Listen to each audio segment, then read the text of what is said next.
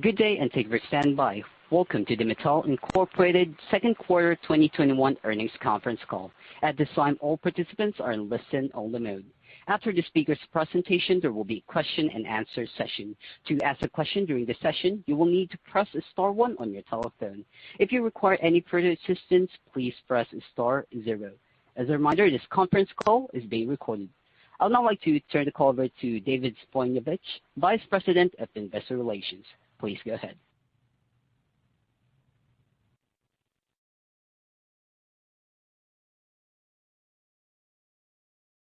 Thank you, operator, and good afternoon, everyone. Joining me today are Ynon Kreiz, Mattel's Chairman and Chief Executive Officer, Richard Dickson, Mattel's President and Chief Operating Officer, and Anthony DiSilvestro, Mattel's Chief Financial Officer. As you know, this afternoon, we reported Mattel's 2021 second quarter financial results. We will begin today's call with Ynon and Anthony providing commentary on our results, after which we will provide some time for Ynon, Richard, and Anthony to take your questions. To help supplement our discussion today, we have provided you with a slide presentation.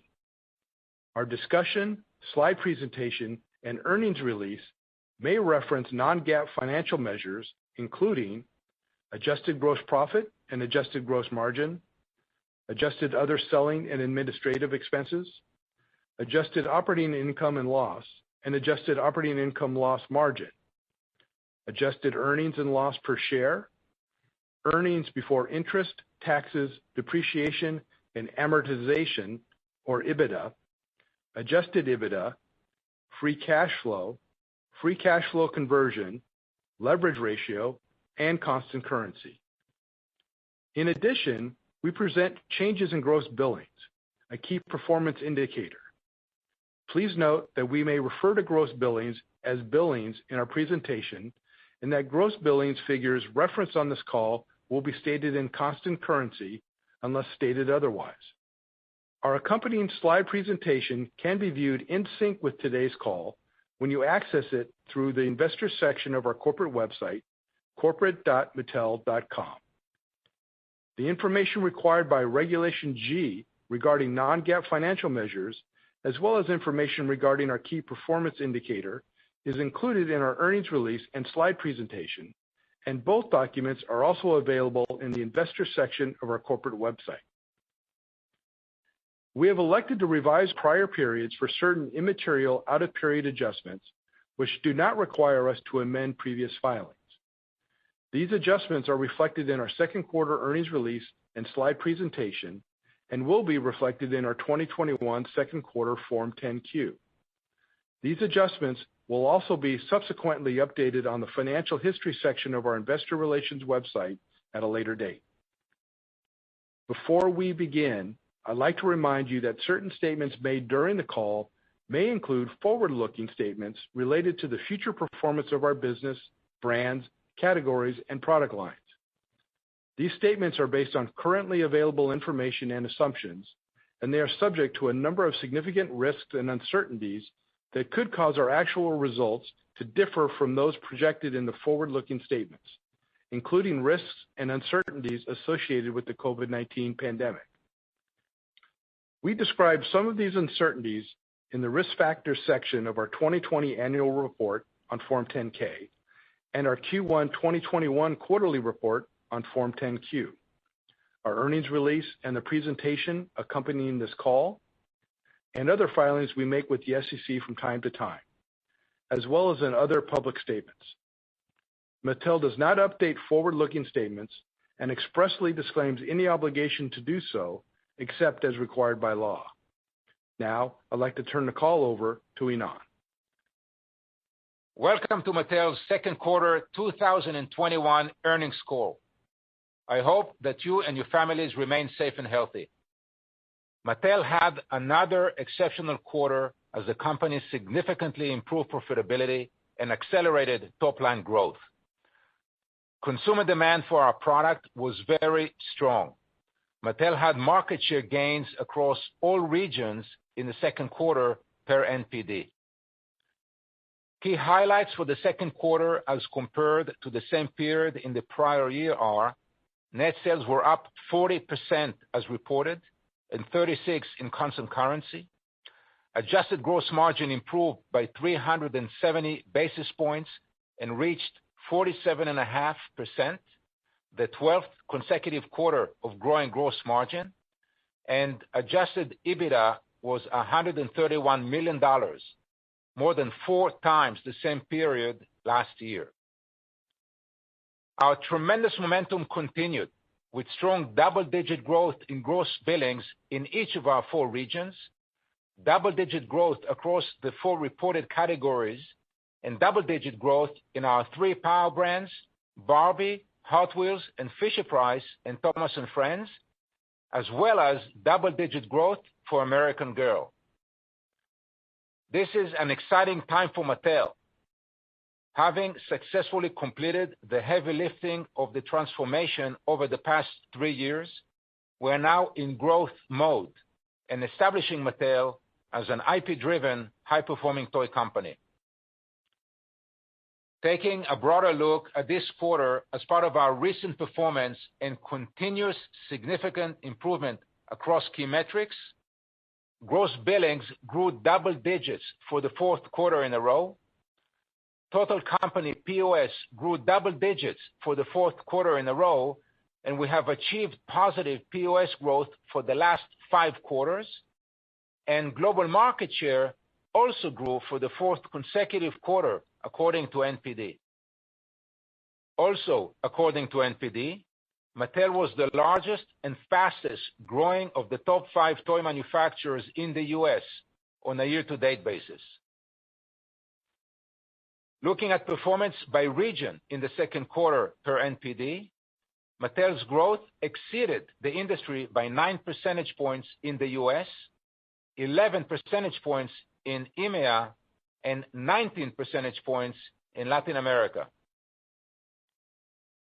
With more brick-and-mortar stores open in most markets, consumers return to in-person shopping experiences, particularly in regions with lower e-commerce penetration.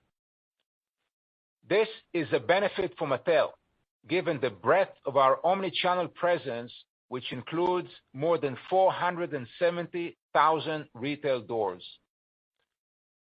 As brick-and-mortar improved, e-commerce POS declined slightly, but still represented more than 25% of our total POS, furthering the broad expansion in e-commerce in recent years and reaffirming our strategy to expand in the online retail and e-commerce space.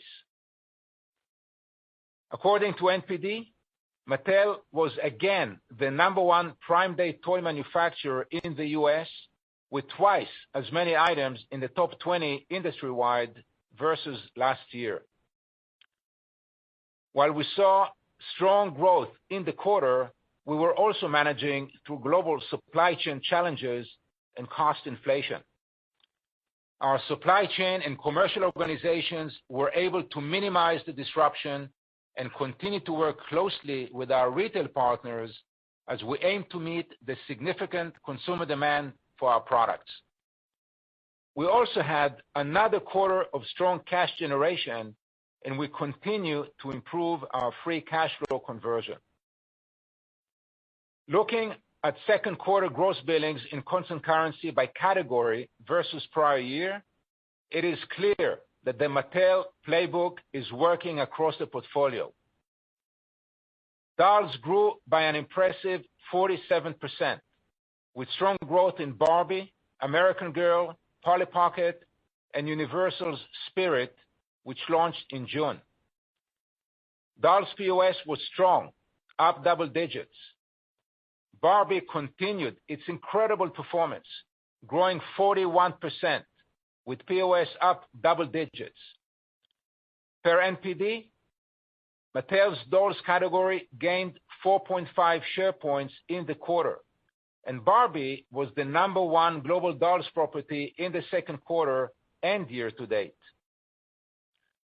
American Girl is becoming a playbook success story and now a growth driver for Mattel. American Girl increased 43%, the 3rd consecutive quarter of growth, and the 2nd quarter of double-digit growth. Vehicles increased significantly, up 62%, benefiting from a return to in-store impulse shopping. POS in the category was strong, up double digits. Hot Wheels grew 61%. According to NPD, Hot Wheels continued to build upon strength as the number one vehicle globally in the second quarter and year to date.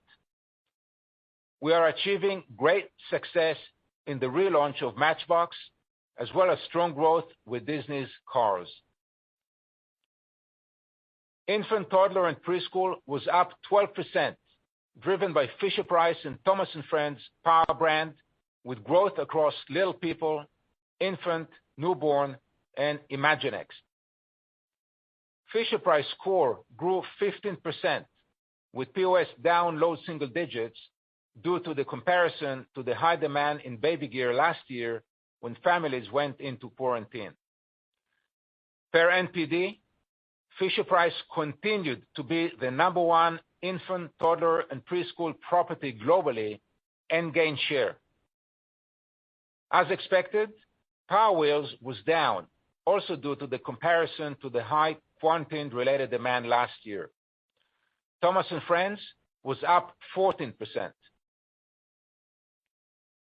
Action figures, building sets, games, and other, our challenging categories, together grew 28%. Action figures was another success story, with gross billings more than doubling, driven by Jurassic World, the relaunch of Masters of the Universe, and WWE. Building sets was up double digits, driven by Mega Bloks and the continued success of Pokemon and Halo. Per NPD, Mattel grew global share in the action figures and building sets categories in the second quarter and year to date. Games declined double digits as we lapped high comps a year ago in this surge category. Per NPD, Uno remains the number one card game globally. Plush grew double digits, driven by Mattel's product tied to Star Wars and an expanding range of other licensed offerings.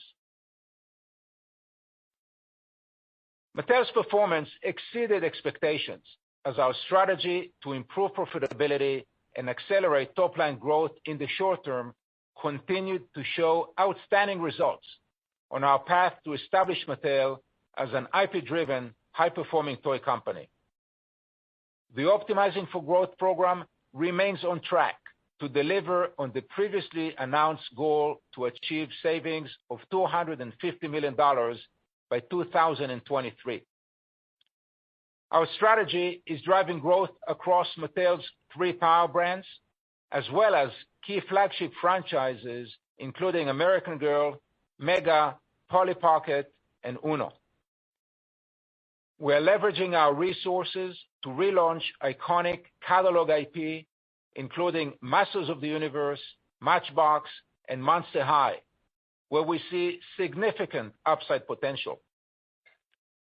We are also strengthening Mattel's standing as a partner of choice for the major entertainment companies, including Disney, Microsoft, Nickelodeon, Nintendo, Universal, Warner Brothers, and WWE, and have licensing agreements for several highly anticipated properties in 2022 and beyond.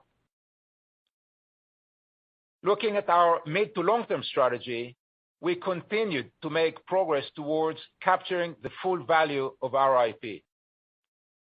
Mattel launched its first non-fungible tokens featuring 3 unique NFTs from the Hot Wheels NFT Garage series that were auctioned on the Mattel Creations Collector platform. With the launch, we are creating a new way for innovation and artistry to converge in the toy space, and will continue to express our brands in the NFT format as we launch new creations throughout the year. The animated Masters of the Universe Revelation series was just released on Netflix last week, and a second series, He-Man and the Masters of the Universe, premieres in the fall. Barbie's next animated special, Big City, Big Dreams, will launch on Netflix in September. Polly Pocket is being developed into a live-action motion picture in partnership with MGM, with Lena Dunham writing and directing, and Lily Collins starring as Polly and also co-producing. This marks our 13th movie in development. We are happy to share that the new Barbie feature movie is green-lit and will go into production in 2022 for a targeted release in 2023. Greta Gerwig is now also confirmed to direct as well as write. During the quarter, we evolved our citizenship strategy and goals and launched several key initiatives, including Mattel Playback, a new toy take-back program to recover and reuse materials from old Mattel toys for future Mattel products. Barbie Loves the Ocean, our first fashion doll line made from recycled ocean-bound plastic, and the Fisher-Price Safe Start awareness campaign, engaging and educating parents and caregivers on important topics such as safety, health, and development of babies and children. As part of our diversity, equity, and inclusion goals, we achieved 100% base pay equity for all employees performing similar work globally. Today, we announced Mattel has been recognized as a 2021 Great Place to Work by the Great Place to Work Institute. We will shortly be publishing a new citizenship report that expands on our strategy and goals in this important area. The strength of the quarter and comprehensive top-line growth is adding momentum to our transformation strategy. As was the case in the first quarter, there was some COVID-related year-over-year benefit this quarter, but we again outpaced the industry and believe our exceptional results are attributable to the strength of our brands and the quality of our execution. This is also evident when comparing this quarter to the second quarter in 2019 before COVID, with net sales being higher by 19%. Given our first half results and expectations for continued growth in the second half of the year, we are now raising our full-year guidance for net sales growth in constant currency to be in the range of 12 to 14%. We're also raising our full-year guidance for adjusted EBITDA to be between $875 and $900 million. As it relates to our stated goals beyond 2021, we are well positioned to achieve mid-single-digit net sales growth in constant currency in 2022 and in 2023, and an adjusted operating income margin in the mid-teens by 2023. With our strong momentum and positive outlook, and taking into account what we know today, we expect to exceed $1 billion in adjusted EBITDA in 2022. Taking a macro view, the industry as a whole is expected to grow in the coming years. Euromonitor has increased their industry forecast again and now estimates a growth rate of 5.4% CAGR over the next 5 years through 2025. Within this environment, we believe we will outpace the industry and continue to grow our market share. In closing, this was another exceptional quarter for the company. Our strength is foundational and broad-based, and we believe we are in the strongest position we have been in many years to improve profitability and accelerate top-line growth. Mattel is on a growth trajectory. Our multi-year transformation strategy is working, and we are establishing Mattel as an IP-driven, high-performing toy company. I would like to thank the entire Mattel organization for the outstanding results and our team's ability to drive world-class innovation and creativity across the portfolio. we remain focused on growing long-term shareholder value. And now, I'm happy to turn it over to Anthony to discuss Mattel's financial results. Thank you. Anthony, over to you. Thanks, Ynon. As you just heard, Mattel continued its strong, comprehensive performance. Taking a closer look at our second quarter results relative to the same period in the prior year, reported net sales were $1,026 million compared to $732 million, an increase of 40%, driven by strength across the portfolio. On a constant currency basis, net sales increased by 36%. Adjusted gross margin was 47.5%, increasing 370 basis points, as the scale benefit of the very strong top-line growth more than offset the negative impact of cost inflation.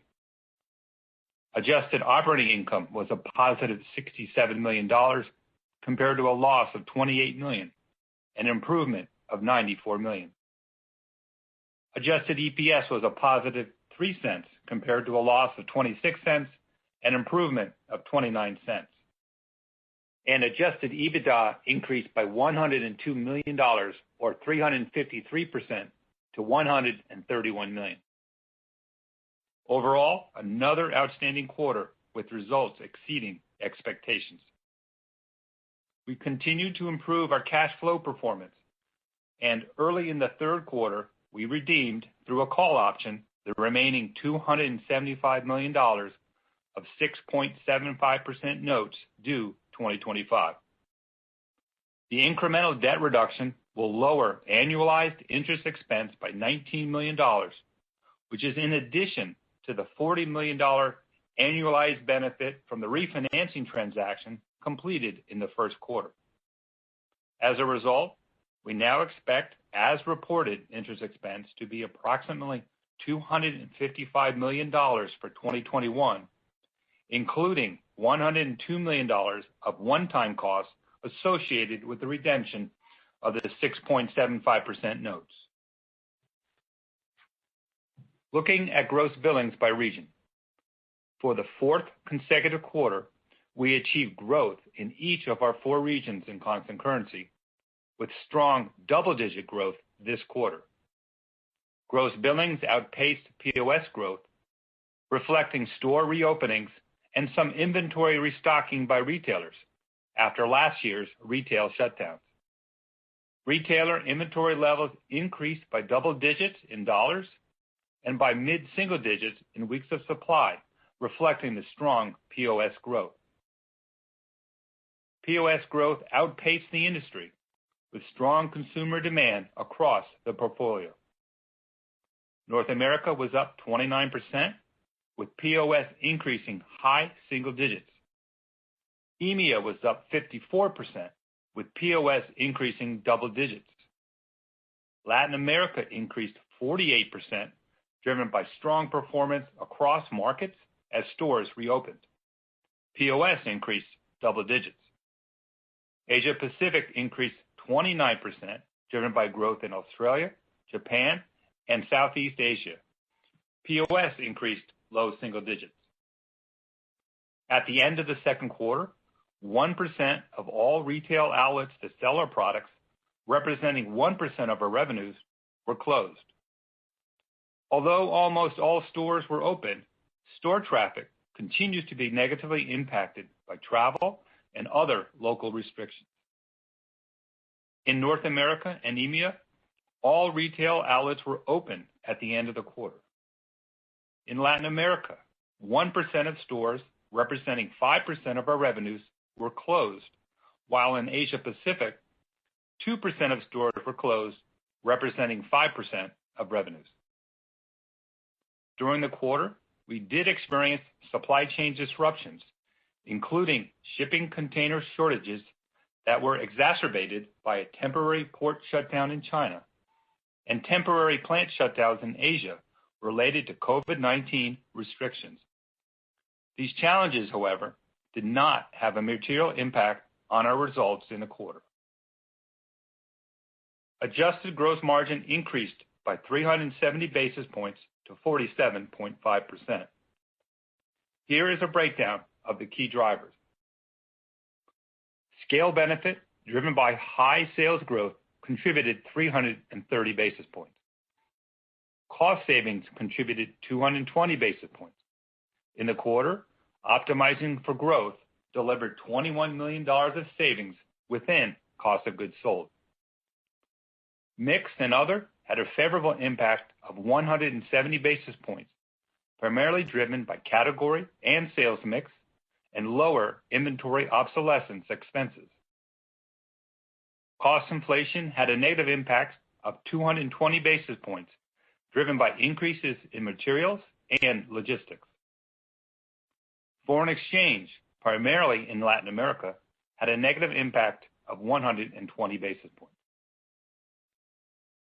Moving down the P&L, advertising expenses were $88 million, an increase of 47%, in line with revenue growth.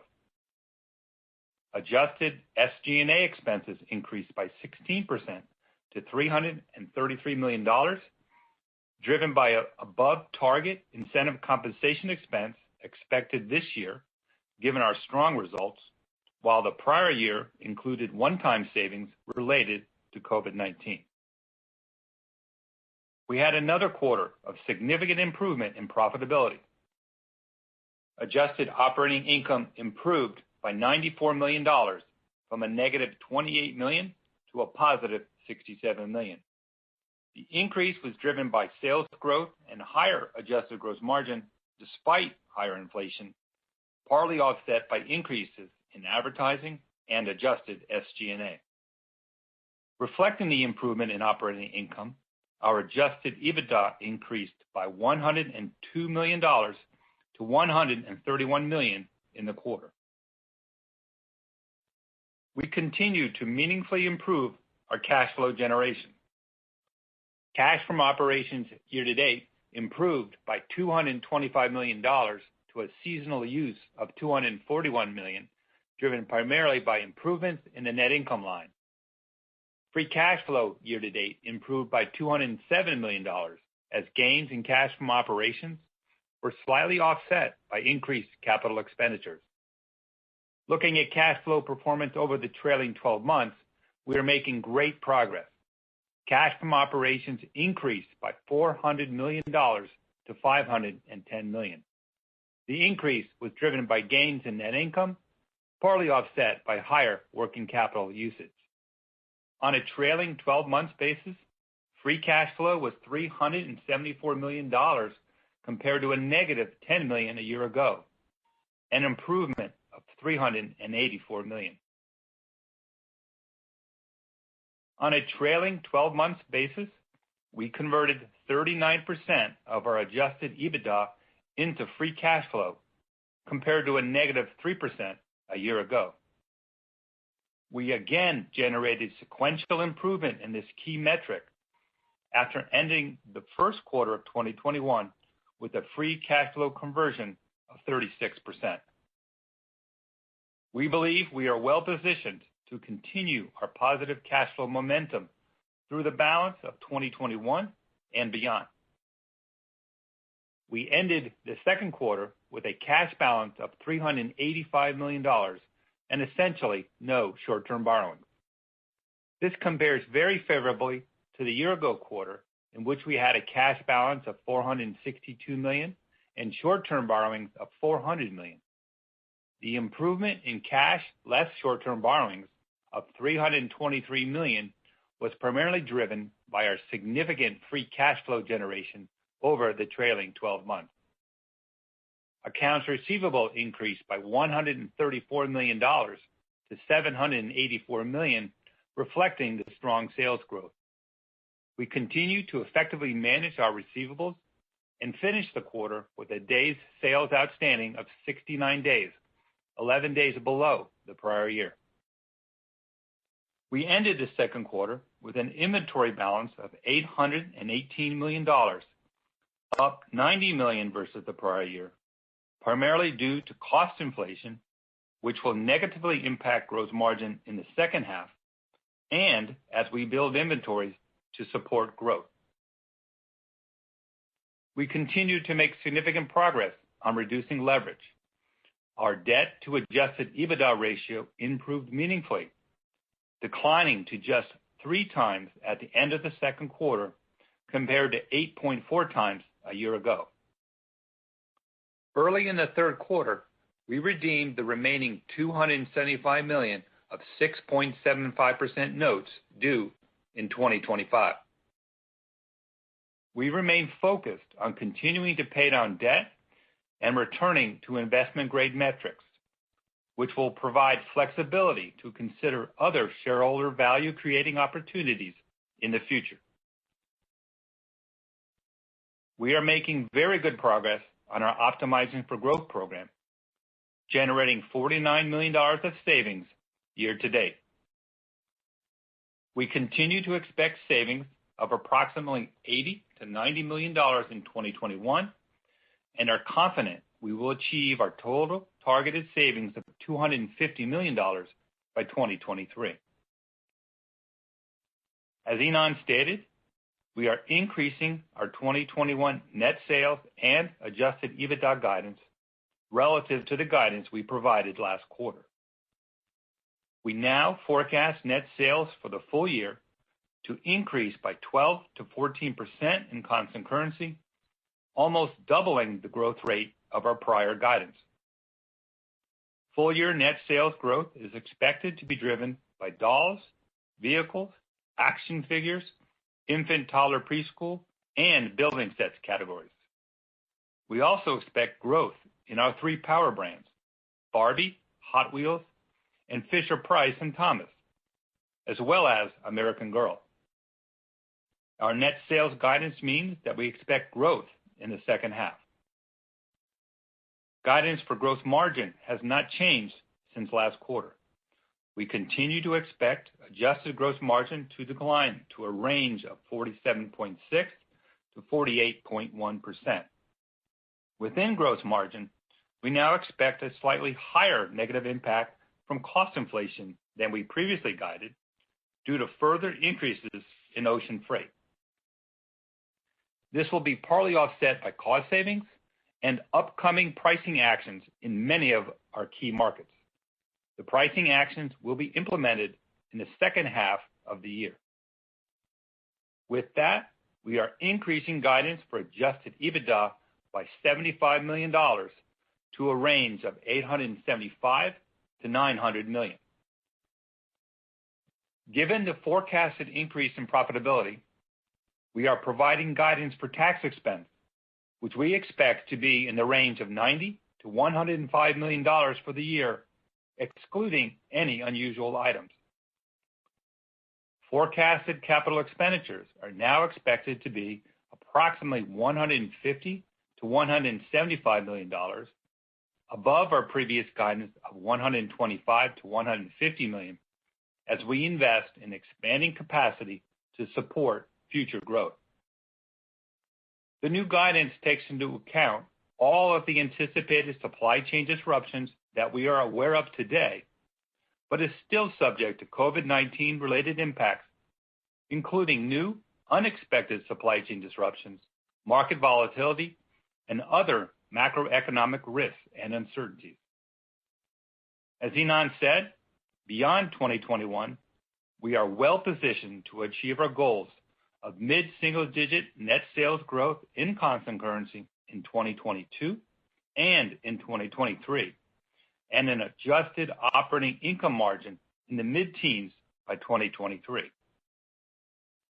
With our strong momentum and positive outlook, and taking into account what we know today, we expect to exceed $1 billion in adjusted EBITDA in 2022.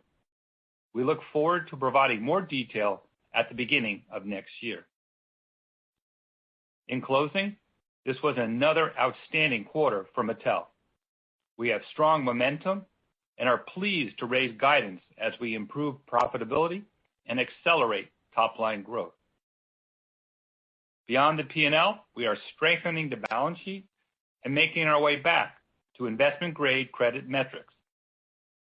On a personal note, Having just completed my first year at Mattel, I could not be more excited to be where we are and part of a winning team. I will now hand it over to the operator for the Q&A. As a reminder, if you have the question at this time, please press star, then the number 1 key on your touch-tone telephone. If your question has been answered or you wish to remove yourself from the queue, press the pound key. Please limit your question to 1 and 1 follow-up. Your first question comes from the line of Drew Crum with Stifel. Your line's now open. Okay. Hey, guys. Good afternoon. Thanks for the question. POS strong, up double digits, would seem to have lagged, however, the shipment growth that you reported. When would you expect the two to align, or asked differently, what are your expectations for POS growth in the second half? And I think separately for Anthony, the free cash flow conversion over the last 12 months at 39%, is that a good number to use for 2021 against your adjusted EBITDA guidance, or should we assume something higher or different? Thanks. Okay, let me address the conversion question first. First, let me say we're very pleased with our free cash flow conversion performance, 39% trailing 12 months ending the second quarter. And that's up from 35% in the first quarter. It's up from 23%, for 2020. So we continue to make progress. And as we look ahead, our aim is to continue to improve our free cash flow conversion for several, reasons. One is we'll continue to utilize our free cash flow to reduce debt, which will benefit interest expense. Our cash tax situation is such that we have certain tax attributes that will minimize cash taxes in the near term, and we'll continue to manage capital expenditures appropriately. So for those reasons, we expect this metric to continue to improve over time. On the POS, hi Drew. The second quarter gross billing outpaced POS growth, reflecting store reopenings and some inventory restocking by retailers after last year's retail shutdowns. Retailer inventory levels increased by double digit in dollars and by mid-single digit in weeks of supply, reflecting the strong POS growth. POS quarter to date remains strong. This is the third quarter. We expect growth in the second half of the year, as we said, and are off to a good start in the third quarter. And just taking a bit of a further look, just heading towards the holiday season, we feel great about our brand momentum and retail promotional plans for the holiday season, but too early to provide POS projections for that. Okay. Thanks, guys. Your next question comes from the line of Michael Nang with Goldman Sachs. Your line's now open. Great. Thank you very much for the question. I was just wondering if you could expand a little bit about your comments about the holiday. How do you expect that to play out? Are there any things that you're doing to get ahead of any supply chain concerns? Thank you. Yeah. Too early to talk about the holiday in detail, but as I said, we do feel very good about our brand momentum and all the plans we have in place right now. We do expect to grow market share and continue to outperform the industry.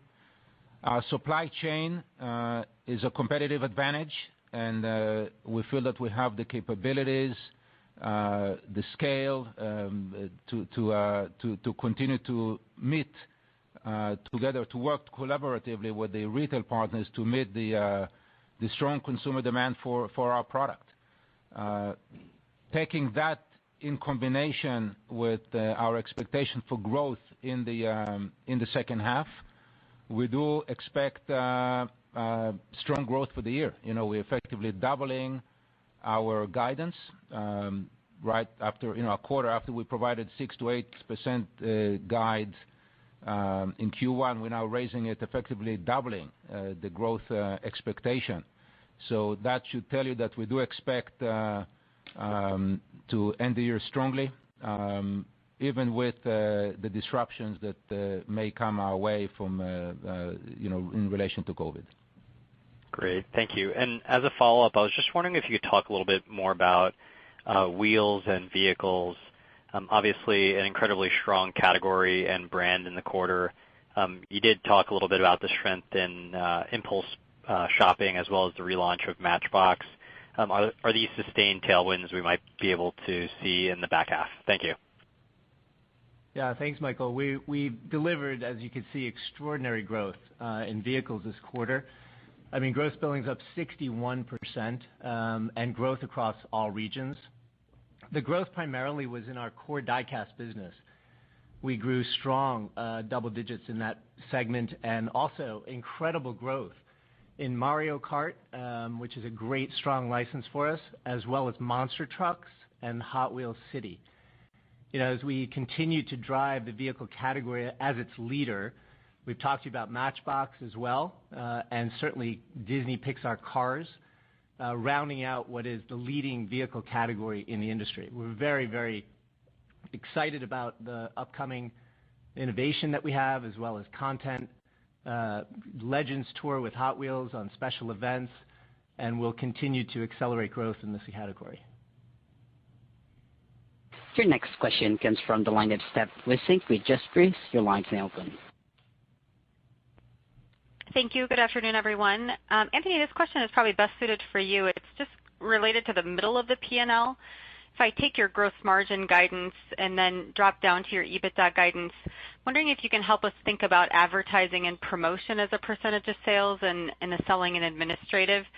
It would just imply that you're going to be down quite sharply in dollars. Just want to understand a little bit about brand support and then where you expect some of the savings to be realized in the selling and administrative area.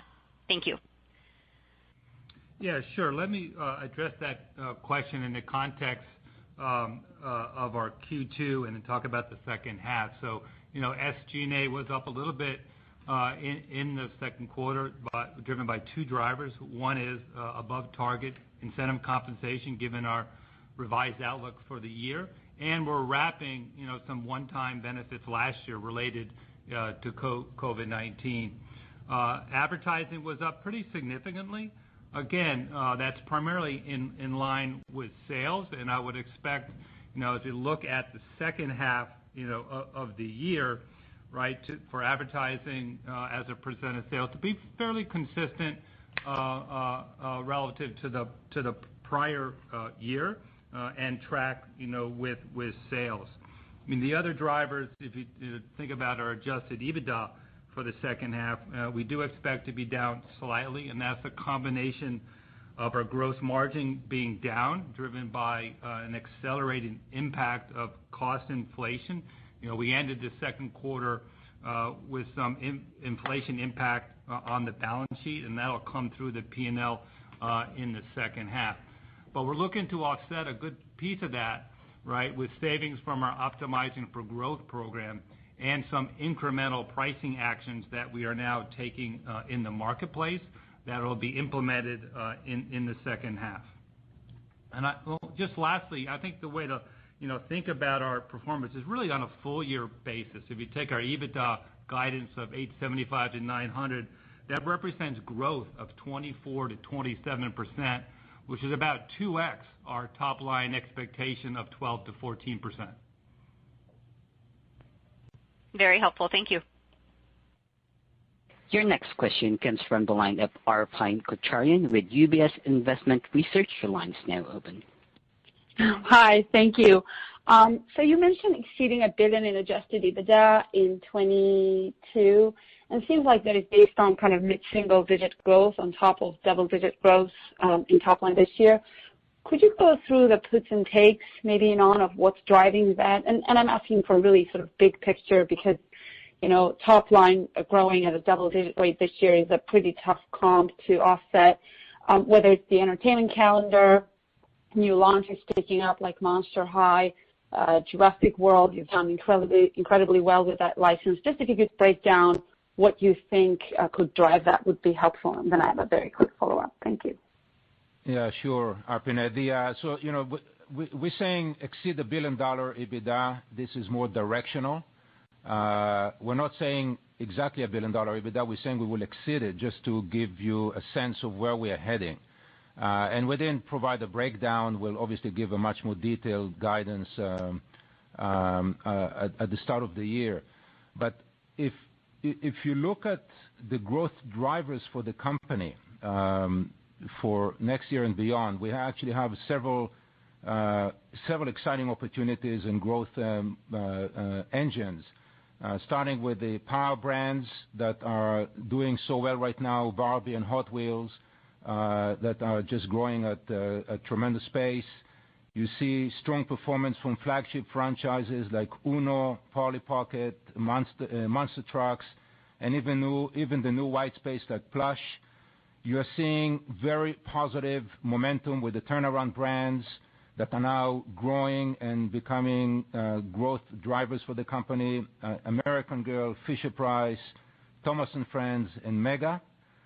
There's also the 3 new catalog IP that we are relaunching, Masters of the Universe, Monster High, and Matchbox, that have such incredible potential with a built-in fan base, and obviously the expanding partnerships that we have with the entertainment companies. So this is just in the core business before you talk about new innovation, e-commerce, or the IP strategy. So there are a lot of growth drivers, a lot of opportunities ahead of us, and tracking the momentum we're seeing, we're very confident in saying that we will exceed $1 billion of EBITDA in 2022. That's very helpful. Thank you. Then a quick follow-up on, are you able to share the extent of pricing action that you have taken to mitigate some of the cost pressures and when they take full effect? I would appreciate any detail there. In some of our conversations with the trade, we picked up anywhere from 8 to 10% in some core brands that were very, very surprising to us. So any detail you could provide there would be very helpful. Thank you. Yeah, we're not providing a specific breakdown, but the pricing actions will be implemented in the second half of the year. They were not. You didn't see any impact in the second quarter, obviously. And it is our expectation that the combination of pricing and our Optimizing for Growth savings will more than exceed the impact of cost inflation over time. Your next question comes from the line of Linda Bolton Weiser with D.A. Davidson. Your line is now open. Yes, hi. I was wondering if you could talk about the timing of when you might make decisions, given your improved cash flow, regarding potential dividend or share repurchase. Just kind of the rough timing of when you might be talking more about that. Yeah, sure. I can address that. I think first and foremost, we feel really good about our recent performance with respect to cash flow. We are growing our EBITDA. We are converting a higher percentage of that into free cash flow. We're using that free cash flow in the near term to reduce debt, as evidenced by the redemption of the remaining $275 million of the 6 3/4 in the third quarter. Both that EBITDA improvement and the free cash flow to reduce debt is resulting in improving credit metrics. So we're down to 3.0 times debt to adjusted EBITDA as of the end of the second quarter, and we're making our way back towards those investment grade metrics. And when we get there, this will provide us good flexibility to consider other shareholder value creating opportunities in the future. Don't have specifics to share with you, but we are well on our way.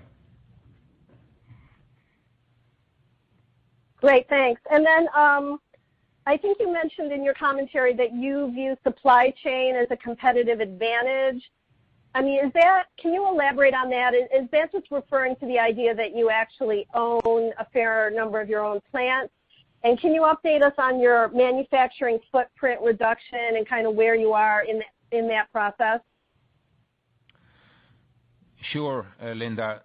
So we as you know, restructured our supply chain and made several changes, not just how we make product, but the entire process and setup.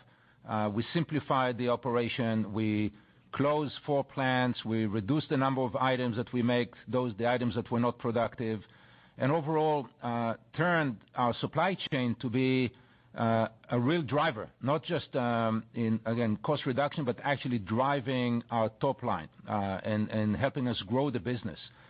In spite of the disruption in the second quarter, and there were disruptions, we had no material impact on our results. And this is because of our capabilities, our scale, and how we run our supply chain. We expect that to continue to improve and get even better. And we believe that this is one of the advantages that we have over any other player in the industry. It is a combination of some of the factories that we own, as well as how we work with third-party suppliers and other vendors. But on the whole, we view supply chain as a business partner. It's not a cost center. It's not a service center. It's a business partner to the rest of the organization, and is really making a difference and a positive impact on the overall enterprise. Your next question comes from the line of Gerrick Johnson with BMO. Your line's now open. Great, thank you. My questions are similarly along the lines of what Linda was asking, but I was hoping you could talk a little bit more about the tactics, the specific tactics maybe you've been using to mitigate some of the shipping challenges, and what you plan to do, and when we get to heavy shipping season upcoming here. And similarly, your diversified manufacturing base across geographies. Do you have built-in redundancies to mitigate geographic risk? Yeah, we'll leave it at that. So how are you doing it? That's the question. Look, I'll give you a couple of examples. When it came to hi, Garrick. Sorry, I should have said hi first. Hey. But in terms of container shortage, we've been managing through that for multiple quarters now, and given our scale and relationships with suppliers, we've been able to minimize that impact. There were temporary plant shutdowns that we've experienced with some intermittent cases over the past year due to COVID-related disruptions, and we were able to manage through that as well. We have the ability to leverage resources and mobilize resources where needed, with the ability to restart plants quickly. And given the geographic diversity of our manufacturing footprint, we've been able to minimize the impact. And another dimension would be labor shortage. Same thing. We've been able to mitigate for that for multiple quarters now by mobilizing resources and leverage capabilities where we have them, given that we work in multiple places, and again, and own some factories that operate at a very high level of productivity. So this is just to give you a bit of a feel. I should say that we still foresee continuing supply chain challenges for the rest of the year, but we have factored them into our plans. And the new guidance does take into account all of the anticipated supply chain disruptions that we are aware of today.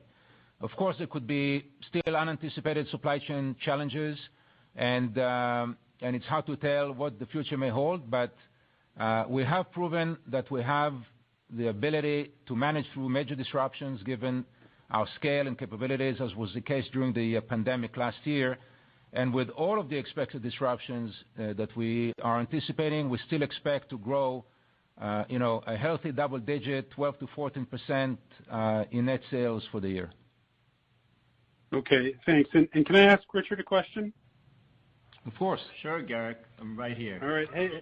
Hey, Richard. Hi. So your reaction to Masters of the Universe Revelation, your number 6 on Netflix, I think it was number 2 for kids.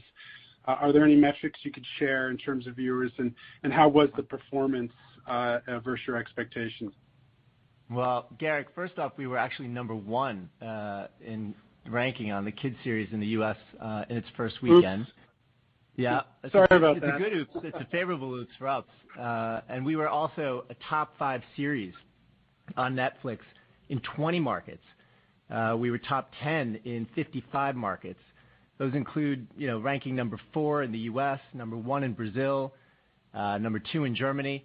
All of this in the first weekend. We're really very, very pleased with, the beginning of this and excited about the continuation of the momentum on Masters of the Universe in a variety of different ways. Action figures has been a great success story for us overall. We talked about gross billings more than doubling, innovation with Jurassic and WWE, but really very, very happy with the relaunch of Masters. And as we move forward, we're also looking forward to the next series as well that will start in the fall. He-Man and Masters of the Universe premieres in the fall, and that's actually geared towards kids. So far so good, and momentum building. Your next question comes from the line of Tami Zakaria with J.P. Morgan. Your line's now open. Hi, thank you so much for taking my question. My first question is, are you seeing any benefit in your POS from the child tax credit payments that started hitting accounts from mid-July? Hi, Tami. Yes, we do believe the credit are having a positive impact on consumer demand. This is, by the way, in some cases also happening in other countries. That said, the toy industry proved its resilience yet again in the second quarter, not because of those stimulus checks, but just given the fundamentals of the category, the importance of physical play, and it continues to be a strategic category for retailers. So it's great to see a positive impact, but we're not dependent on that. The industry is not dependent on that. And the healthy fundamentals of the toy industry as a whole is very much strong and in a good place. Got it. That's super helpful. So I think that's a perfect segue to my second question. I think your updated full year guidance, revenue guidance sort of embeds like a 1% growth in the back half, if my back of the envelope math is correct. So is that expectation not conservative given the 2-year stacks you've been holding in the first half, and then you have stimulus money coming in, and there's a lot of momentum in your brand. So why is the back half expectation not better than what you just guided to? Hi, Tammy. It's Anthony. Let me comment on that. I think first and foremost, our guidance, we do expect growth in the second half of 2021, and I think it's important to remember that's on top of the double-digit growth in the second half, of last year. And we're off to a good start to the second half, and we've seen strong, POS growth. As Ynon said, we feel really good, about our brand momentum and our promotional plans for the holiday season, and expect to grow market share and continue to outperform the industry. And in the broader context of the full year, our net sales growth guidance in constant currency is now 12 to 14%. So strong, double digits, right? And, we're wrapping a year that had some, anomalies around the quarterly phasing with double-digit declines in the first half of 2020, followed by double-digit increases in the second. Yeah, and Tammy, I would just add that, we don't manage a company quarter by quarter, but take a full year view as part of a long-range outlook. And while the first half growth is higher than the second half, the expected full year performance is very strong and clearly points to our growth trajectory. And that's how we are thinking about the momentum. Your next question comes from the line of Sean Collins with Citigroup. Your line's now open. Yeah, great. Thank you. Hi, guys. Hey, my question, is sort of follow up on the relaunch of the Masters of the Universe on Netflix this weekend. I certainly watched it and I enjoyed it greatly. And I wanted to ask if you could talk about the rollout of the associated toys, such as He-Man, Skeletor, Tila, in stores. I think Target is a key partner in this effort, but any color would be interesting. Thank you. Well, first of all, thank you for watching and appreciating it. We're excited about it as well. And there are toys in the marketplace with all of our major retail partners, including, of course, as you mentioned, Target, but Walmart, and a variety of other places that you can find action figures, play sets, and other licensed product associated with the property. As we continue to gain momentum and as our fall product rolls out, you'll see more and more product and lots of excitement around innovative ways that we will be merchandising as well as retail promotions to support the content. Great. That's helpful. Thank you, Richard. I appreciate it. Your last question comes from the line of Greg Badishkanian with Wolfe Research. Your line's now open. Hey guys, it's Fred Whiteman on for Greg. Just quickly, could you dig into the gross margin guidance staying unchanged despite the higher top line outlook? You mentioned some higher cost inflation. I think you talked about 300 basis points of headwinds from transportation and resins previously. Where is that figure now, and why wouldn't we expect to see at least some benefit from the incremental pricing that you touched on too? Yeah, I can take that one. Greg, let me address that. You know, our full year guidance, as I said, for gross margin has not changed since the last quarter. We continue to expect to be in that range of 47.6 to 48.1%. And I think it's important to remember that, the first half gross margin benefited from a significant fixed cost absorption benefit, which we do not expect will continue into the second half. Within gross margin, what's changed is we now expect a slightly higher negative impact from cost inflation than we previously guided, and that's due to ocean freight. And also, we expect that inflation to impact our second half results much more than the first half, driven by a couple of factors. One is, the inflation rate has trended upward as we enter the peak production season. And also, as I mentioned earlier, our existing inventory at the end of the second quarter on the balance sheet did have a higher level of inflation inside of it, and that'll come through the P&L in the second half. And against that, the inflation impact will be partly offset by cost savings. We're making great progress on our Optimizing for Growth program, and we'll also benefit from the upcoming pricing actions across a number of our key markets that we're implementing in the second half of the year. And again, as I said earlier, despite the inflation impact on gross margin, we continue to improve profitability with adjusted EBITDA expected to grow at 2x the rate of our top line. Great, thanks. That concludes our question and answer session for today. I will now turn the call back to Chairman and CEO Ynon Kreiz for closing remarks. Thank you, operator. This is another exciting time for Mattel. We exceeded expectations with another exceptional quarter and strong consumer demand for our product.